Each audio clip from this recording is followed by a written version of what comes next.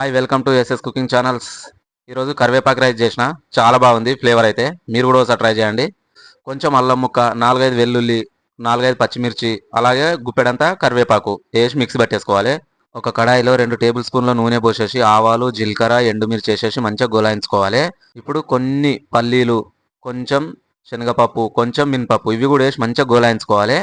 ఈ పల్లీలు కూడా మంచిగా గోలాయించుకున్నాక ఇప్పుడు మనం మిక్సీ పట్టుకున్న పేస్ట్ ఉన్నది కదా, ఆ పేస్ట్ వేసేసేయాలన్నమాట.